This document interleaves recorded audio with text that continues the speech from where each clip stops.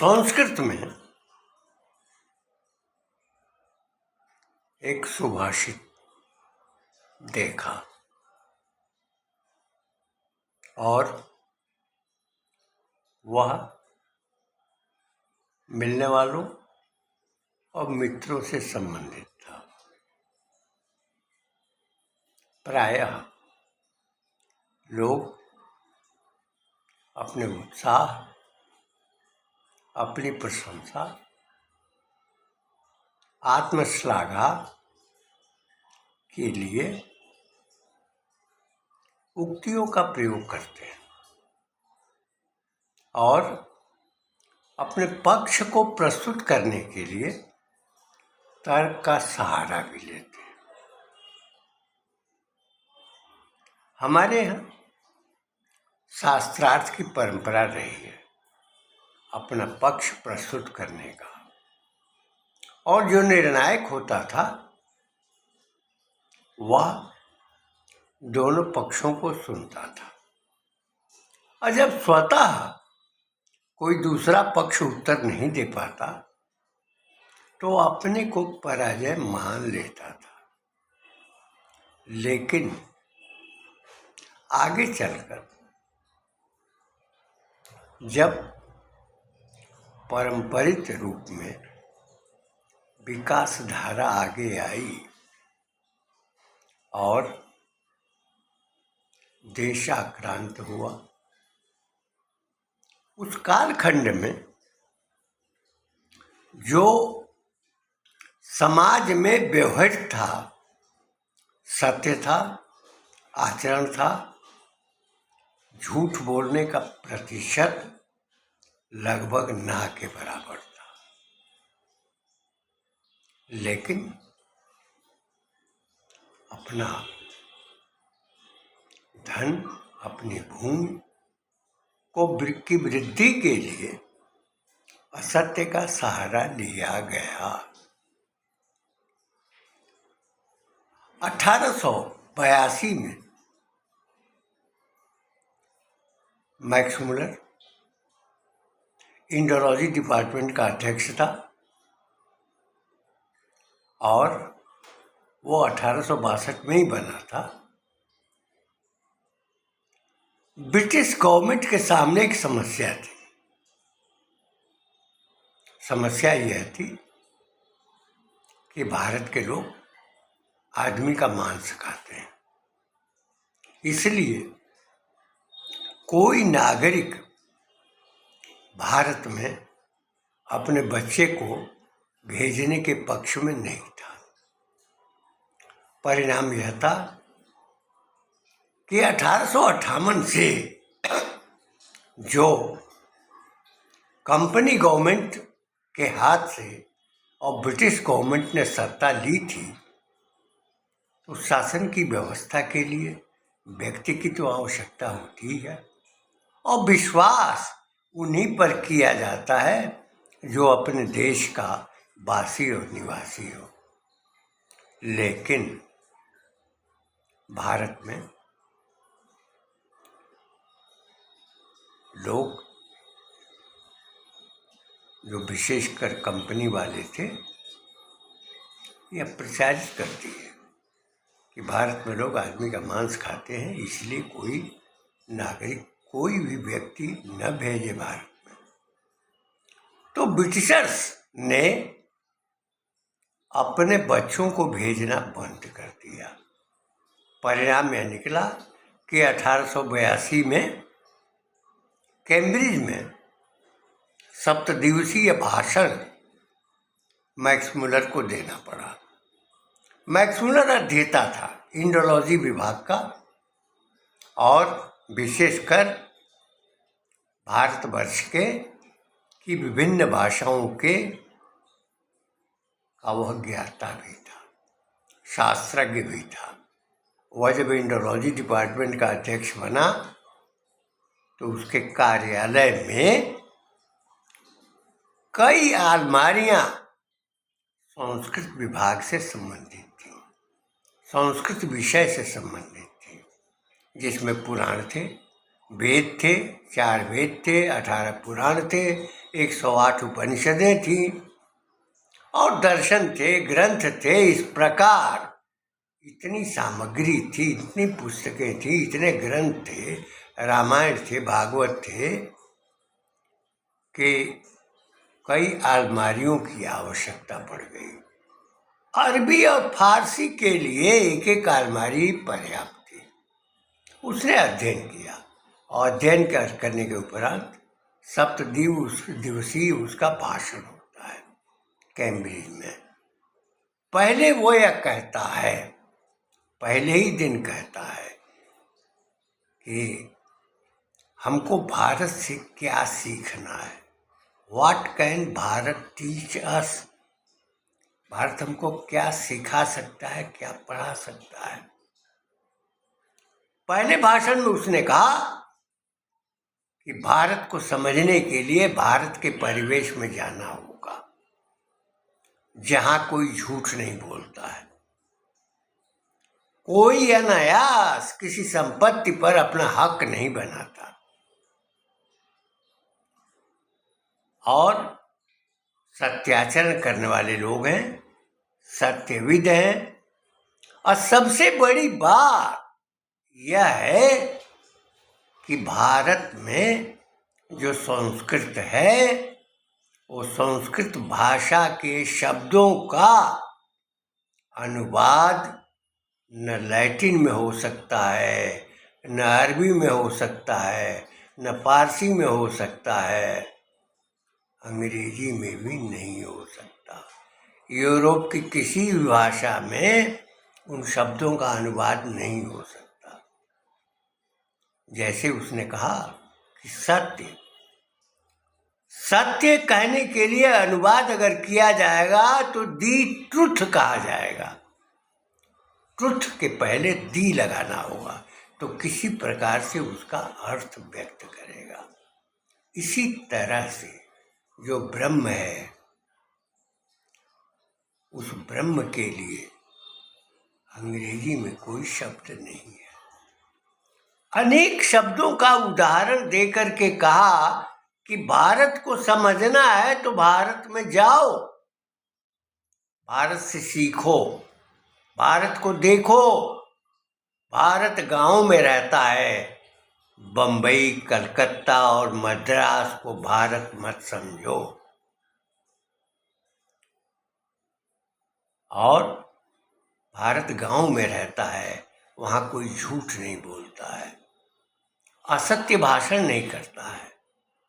ये संबोधन है कैम्ब्रिज में, पहला संबोधन है मैक्स मुलर का कैम्ब्रिज विश्वविद्यालय के स्नातक धारकों के लिए, और उसमें सिखाता है, चेताता है कि भारत को समझने के लिए भारतीय परिवेश, भारतीय संस्कृति और भारतीय दर्शन, भारतीय दृष्टिकोण को जानना होगा। इसी नाते 7 दिनों के भाषण को संग्रहित करके उसने शीर्षक नाम दिया, what can Bharat teach us. उस ग्रंथ का आलोक यही है कि भारत में कोई असत्यभाषी नहीं हो सकता, कोई धन संपदा लूटने का प्रयास नहीं कर सकता, लेने का उसकी उपेक्षा होती है, उसकी अवज्ञा होती है, वो उसके लिए दंड का विधान है और कड़े से कड़ा दंड भी मिलता है। मुझे याद है जब चकबंदी हो रही थी, 1969-71 की घटना है, और उस समय कानगो थे, लेखपाल थे, एसीओ हुआ करते थे, सीओ हुआ करते थे। जब खेत पर जाते थे लोग, उस समय लोगों से पूछा जाता था कि यह किसका खेत है। कागज में किसी और का नाम होता था, लेकिन जोत कोई और रहा था। और आज से नहीं, 10 वर्ष से नहीं, 20 वर्ष से नहीं, 100 वर्ष से नहीं, उसके बाप दादाओं, उसके काल से, जिनका उसे भी पता नहीं था, वह जूत रहा था। मालिक का नाम, मालिक भी तैयार नहीं था यह मानने के लिए कि मेरा है। स्पष्ट रूप में एशियो ने, कानगो ने आ करके यह निर्णय कर दिया कि जो जोत रहा था आज 100 वर्षों से, 50 वर्षों से खेत उसी का है। उसमें विभिन्न वर्गों के लोग थे, आहिर भी थे, भर भी थे,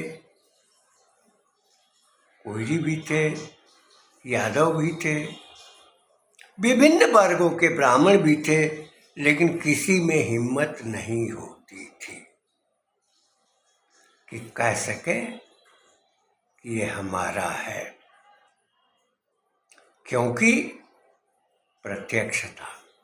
लेकिन कभी कभी मैं सोचता हूं कि आखिर ये प्रसार कब से हुआ? जब से अंग्रेजी शासन व्यवस्था आई, अधिवक्ताओं का उदय हुआ, और जब नगरों में मुकदमे लड़े जाने लगे, वहीं से झूठ की शुरुआत होती है। गांव में किसी की हिम्मत नहीं थी कि वह सत्य बोल दे, लेकिन जनपद में जहां न्यायालय होते थे, वहां अधिवक्ताओं के माध्यम से झूठ भी चल जाता था। जिनके भीतर चालाकी थी, चतुराई थी, दादागिरी थी, वे वहां असत्य बोलकर और गवाहों को भी उत्प्रेरित कर गवाही भी दिलवाते थे। चाहे दंड का न्यायालय हो, चाहे दीवानी का न्यायालय हो, या फौजदारी का न्यायालय हो, उन न्यायालयों में झूठ का कारोबार फैलाने का कार्य अंग्रेजी शासन काल में जो प्रारंभ हुआ, वो कथित आजादी के कालखंड में इतना व्यापक असर कर गया कि झूठ झूठ झूठ, अदालतों में झूठ, न्यायाधीशों में झूठ, न्याय पर ग्रहण। मैं इसलिए ये कह रहा हूं कि बात 69-70 की है कि हमारे गांव में कोई झूठ बोलने के लिए तैयार नहीं था।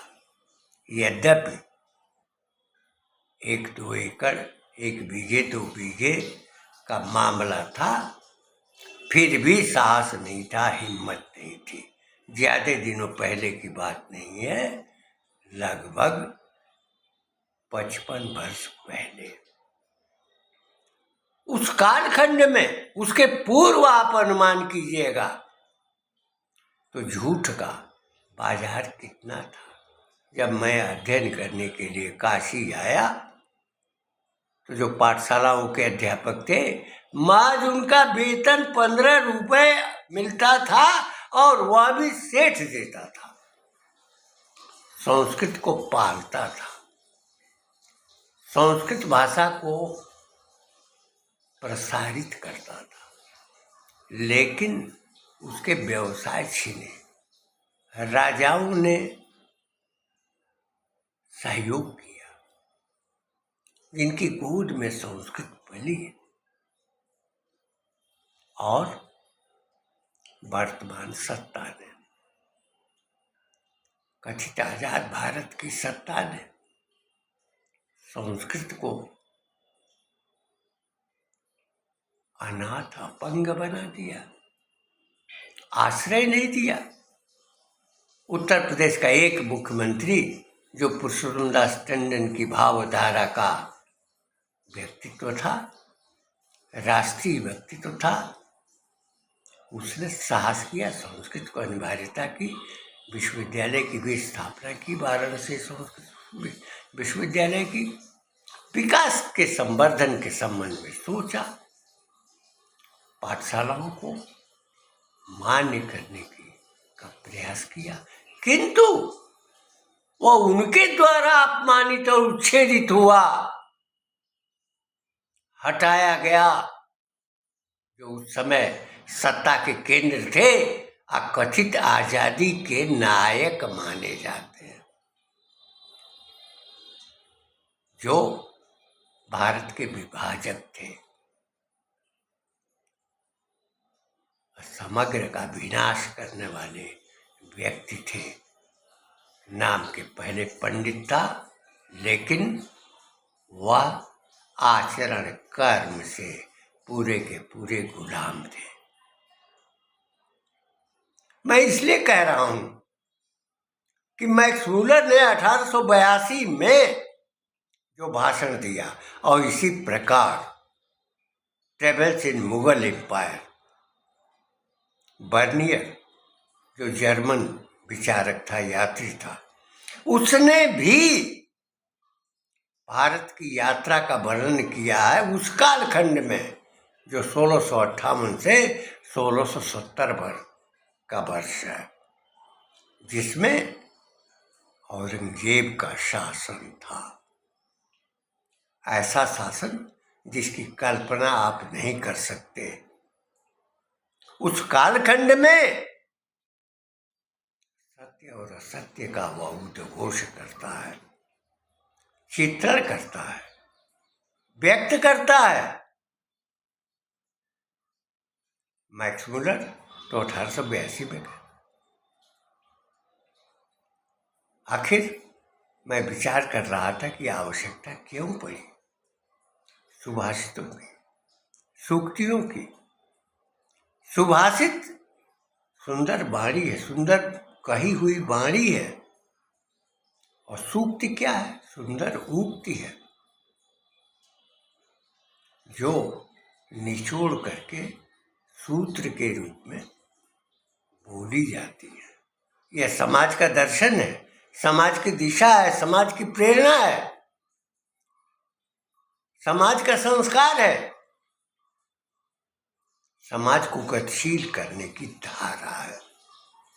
और यह हमारी संस्कृत जगत में, चाहे प्राकृत हो या पाली हो, उस समय सुभाषितों की भरमार है। भोजपुरी में भी है, मागधी में भी है, मैथिली में भी है, बांग्ला में भी है, उत्कली में भी है, असमी में भी है, भोजपुरी में भी है, अवधी में भी है, ब्रज में भी है। सूक्तियाँ हैं सर्वत्र, जो समाज का मार्गदर्शन करती हैं, उनको प्रेरित करती हैं, दिशा देती हैं, ज्ञान देती हैं, और समय समय पर वो सूक्तियाँ व्यक्ति को उद्बुद्ध भी करती हैं। जब हमने एक सुभाषित देखा, उसमें यह था कि परोक्षे कार्यहंतारम, परोक्षे कार्यहंतारम प्रत्यक्षे प्रियवादिनम वर्जयेत् तादृशः मित्रम विषकुंभम पयोमुखम। जो मित्र परोक्ष में कार्यहंता है, कार्य को नष्ट करता है, और प्रत्यक्षे प्रियवादिनम, प्रत्यक्ष में प्रियवादी है, प्रिय बोलने वाला है। वर्जये तादृशा मित्रम, ऐसे मित्र को मना कर देना चाहिए, वर्जित कर देना चाहिए, तिरस्कृत कर देना चाहिए, जो विषकुंभम पयोमुखम, यानी पूरे शरीर में उसका विष भरा हुआ है, केवल मुख पर अमृत है।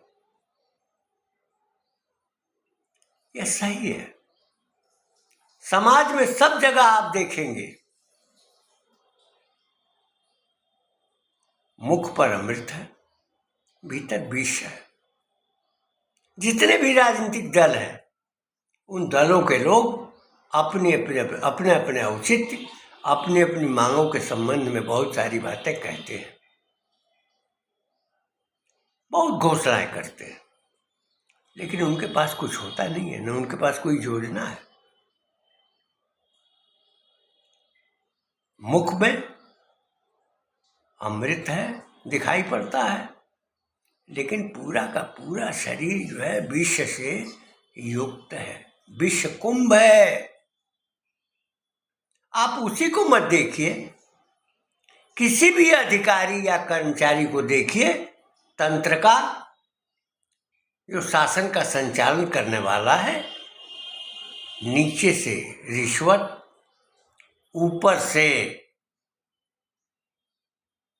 अमृत की वाणी, अमृत की वर्षा, मानव कल्याण का ही काम कर रहे हैं, उपकार कर रहे हैं, लेकिन पूरा का पूरा विष का कुंभ है और केवल मुख पर अमृत है, मुख में अमृत है, सुंदर वाणी है। आप किसी पुलिस महकमे में चले जाइए, दिखावे के लिए डांट फटकार होती है, दंड की बात कही जाती है, लेकिन भीतर उत्कोच है, रिश्वत है। वही स्थिति है, ऊपर से दिखावे के लिए डांटना फटकारना है, लेकिन भीतर पूरा का पूरा विष है। यदि आप किसी चीज को क्रय करना चाहते हैं, वहां भी रिश्वत की आवश्यकता है। रजिस्ट्री में रिश्वत,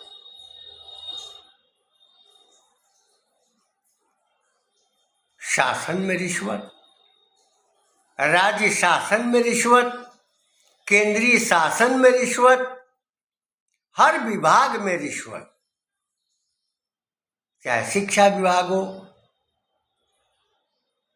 चाहे शासन का कोई भी विभाग हो, स्वास्थ्य हो, चिकित्सा हो, प्रशासन हो, वाहन हो, उन विभागों में रिश्वत का प्रभाव। मुख से सुंदर वाणी और आहरण के समय आनंद, भवनों का निर्माण, संपदा का एकत्रीकरण, लाखों लाख करोड़ों करोड़ों धनराशि को समाहित करना, व्यवस्थित करना, उसमें न्यायालय भी बचाते बनेंगे, चाहे उच्च न्यायालय हो, चाहे उच्चतम न्यायालय हो, चाहे जिला न्यायालय हो, स्थानीय न्यायालय हो। जहां गांव में पूरी शुद्धता थी, मैं तो 1969-70 की बात कह रहा हूं, आज भी उसका प्रभाव है, लेकिन बेहयाई इस स्तर की है कि लोग अदालतों में जा करके झूठ पर झूठ बोलते हैं और उसी पर उनकी तारीफ होती है। एक समय था कि झूठ बोलने वाले हमेशा उपेक्षित रहा करते थे, गांव में कुजात के रूप में निकाले जाते थे, उनके यहाँ कोई खाता पीता नहीं था, समाज नियंत्रित था। ये था भारत का स्वरूप। मैक्स मुलर ने उस कालखंड के गांव का चित्रण किया है। ये स्पष्ट कहा है कि कलकत्ता, बम्बई और मद्रास को भारत मत समझो, भारत गांव में रहता है, कोई झूठ नहीं बोलता है, एक दूसरे की सहायता करते हैं और गांव के लोग ही प्रत्येक कार्यों में सहभागी होते हैं। लेकिन आज के समय में उच्च न्यायालय का न्यायाधीश करोड़ों करोड़ रुपए की रिश्वत लेता है। आखिर ये संपदा एकत्र कहाँ से है? अधिवक्ताओं की यही स्थिति है। अंग्रेजों के शासनकाल में जो दलाल थे, अंग्रेजों के भारतीय थे, किसी भी वर्ण या जाति के थे, दलाली करते थे, उनको पैसा मिलता था, क्योंकि पैसे की आदत थी। पैसा ही वो दूध था, पैसा ही वो बल था, पैसा ही वो शक्ति, जिसके जरिए वो समाज को अपने नियंत्रण में लेना चाहते थे। आखिर किसी समय ये सूक्ति और सुभाषित किसके लिए कही गई थी? यही अधिवक्ता है, यही अध्यापक हैं, यही कर्मचारी हैं, यही अधिकारी हैं, विभिन्न विभागों के जो सत्ता का संचालन कर रहे हैं, समाज के ऊपर शासन कर रहे हैं, समाज को शिक्षा दे रहे हैं। उनके भीतर इस प्रकार की जो धारणा है, आहरण की प्रवृत्ति है, शोषण की प्रवृत्ति है, अपने कर्तव्य के प्रति अवहेलना है, उन्हीं के लिए ये है कि जो लोग